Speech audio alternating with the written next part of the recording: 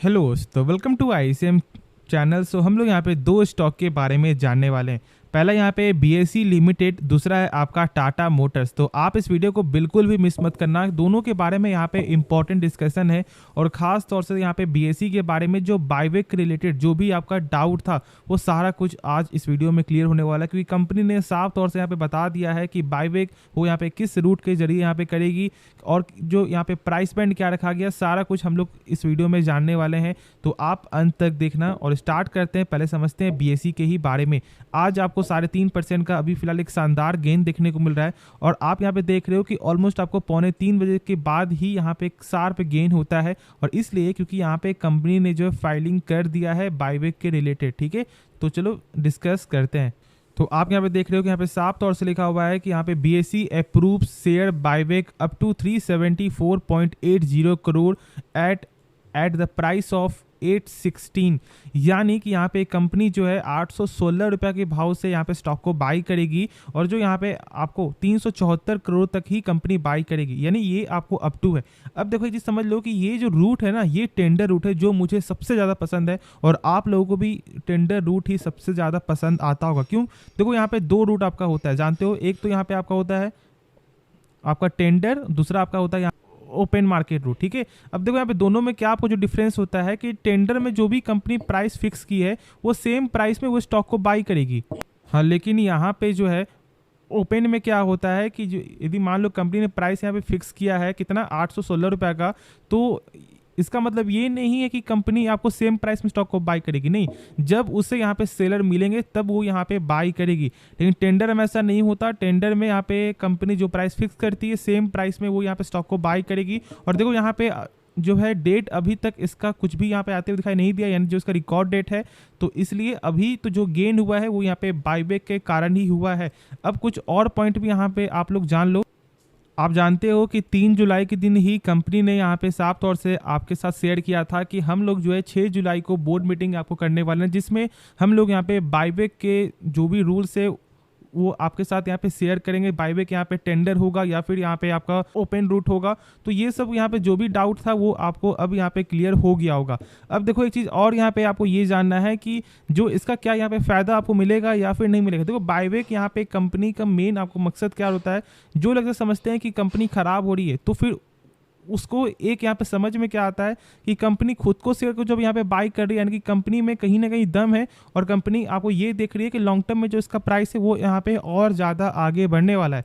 उसके बाद यहाँ पे एक और मेन कारण होता है जो यहाँ पे ईपीएस यानी कि अर्निंग पर शेयर, क्योंकि अर्निंग पर शेयर भी यहाँ पे आपको बढ़ेगा। क्योंकि देखो जैसे कि जब कंपनी बाई करे खुद के शेयर को तो यहाँ पे मार्केट से शेयर कम होगा और उसके बाद यहाँ पे आपको ये गेन होते हुए दिखाई देगा। जैसे कि साफ तौर से अभी आपको विप्रो से तो आपका हुआ था ऑलमोस्ट यहाँ पे 1-2 रुपये यहाँ पे गेन होते हुए दिखाई दिया था। ठीक है, तो ये सब यहाँ पे फैक्ट होता है और आप लोगों को ऐसा लगता है कि कंपनी में यानी कंपनी को खुद में भरोसा है। दो ये सही भी चीज़ है, ठीक है, लेकिन ऐसे कभी भी आपको ये नहीं देखना है कि चलो यहाँ पे कंपनी बायबैक कर रही तो हम लोग स्टॉक को बाई कर लेते हैं। नहीं, यदि आपको इस कंपनी के बारे में सही से नॉलेज है और यदि आपने बाई किया हुआ है पहले से तो फिर आपको एक अच्छा बेनिफिट देखने को मिलेगा। और यदि आप लॉन्ग टर्म के लिए हो तो फिर आपको यहाँ पे नहीं पढ़ना चाहिए, बायबैक में आपको नहीं आना है। ऐसा नहीं कि यहाँ पे आपको बस स्टॉक सेल कर देना। अब जैसे कि मान लो आपने बाई किया हुआ है 400 में या फिर 500 में और अब ये देख रहे हो कि चलो मुझे फ़ायदा हो रहा है शॉर्ट टर्म के लिए, तो ये सब सही तरीका नहीं होता। आपका पर्पस क्या था? यदि आप शॉर्ट टर्म के लिए थे तो फिर आप यहाँ पे ऑफर लगा सकते हो, लेकिन ऐसे नहीं लगाना है। और अभी तक फिलहाल कुछ भी डेट अनाउंस नहीं हुआ है तो अभी आप यहाँ पे वेट करके चलो। बहुत सारे यहाँ पे इसमें टर्म एंड कंडीशन होता है जो हम लोग यहाँ पे धीरे धीरे समझेंगे आपको। तब तक के लिए आप ये समझ लो कि यहाँ पे बायबैक जो है कंफर्म हो चुका है। तो अब यहाँ पे क्या करना चाहिए? वेट करना है। ठीक है, वेट करो। जो डाउट है आप कमेंट में ज़रूर से पूछ लेना। तो अब हम लोग यहाँ पे नेक्स्ट स्टॉक के बारे में समझते हैं। तो स्टॉक का नाम है टाटा मोटर्स। अब देखो टाटा मोटर्स में हो या फिर टाटा पावर हो, सारे ही टाटा ग्रुप में आज के दिन जो है कहीं ना कहीं गेन दिखने को मिला है। देखो टाटा पावर का यहाँ पे न्यूज़ है जो हम लोग यहाँ पे आपको नेक्स्ट वीडियो में शेयर करेंगे आपके साथ। लेकिन फिलहाल यदि हम लोग यहाँ पे जब टाटा मोटर्स के बारे में जब बात कर रहे हैं तो आप जानते हो कि मैंने 2 दिन पहले ही आपके साथ शेयर किया था कि मुझे टेक्निकल यहाँ पे बुलिश नजर आ रहा है। आप आराम से यहाँ पे होल्ड करके चलो, बहुत जल्द ही ये अपना 600 का लेवल भी टच करेगा और आज के दिन ही यहाँ पे लेवल टच होते हुए दिखाई दे रहा है। साथ साथ यहाँ पे आपको जो ब्लूमबर्ग का रिपोर्ट भी आया था और उनका जो टारगेट था वो था यहाँ पे 625 का, जो बहुत ही ज़्यादा अब यहाँ पे करीब है। क्या आप लोग ऐसा लगता है कि अब जो इसका वैल्यू यहाँ पे 700 तक जाने वाला है, क्या करना सही रहेगा और इसका मेन कारण क्या है इतना ज़्यादा गेन का? तो देखो इसका साफ तौर से एक ही जवाब है, वो है यहाँ पे टाटा टेक्नोलॉजीज IPO। क्यों? क्योंकि देखो यहाँ पे अभी आप जानते हो कि टाटा टेक्नोलॉजी अभी फिलहाल उसका कुछ भी आपको मालूम नहीं चला है कि ठीक है कि कब यहाँ पे आपको IPO इशू होगा, लेकिन उसके बाद भी यदि हम लोग उसका आपको जो चेक करते हैं GMP तो 85 निकल के आता है। तो आप सोच सकते हो कि कितना ज़्यादा लोग यहाँ पे फोकस कर रहे हैं उस कंपनी में, और यही कहीं ना कहीं टाटा मोटर्स में गेन हो रहा है, क्योंकि टाटा मोटर्स की वो आपको सब्सिडरी कंपनी है, तो गेन तो यहाँ पे आपको होना था ही। और टाटा मोटर्स में आपको गजब का यहाँ पे गेन देखने को ऑलमोस्ट यहाँ पे 40% तक स्टॉक अपने लो से यहाँ पे चढ़ चुका है, और बहुत से लोग यहाँ पे प्रॉफिट भी अभी गजब बनाकर अभी दे रहा है। क्या करना सही रहेगा? क्या हम लोग अभी भी स्टॉक को बाई कर सकते हैं या फिर हम लोग यहाँ पे वेट करें? वो सबसे बड़ा सवाल तो आप लोगों का होता ही है।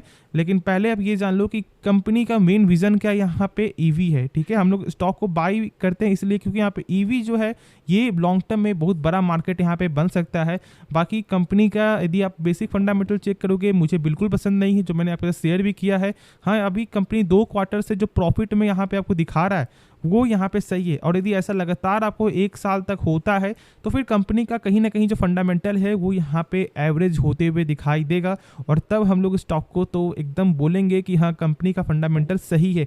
वरना अभी यदि कोई भी चेक करेगा ना तो आप साफ तौर से आपको यही बोलेगा कि कंपनी का फंडामेंटल यहाँ पे कमजोर निकल के आता है।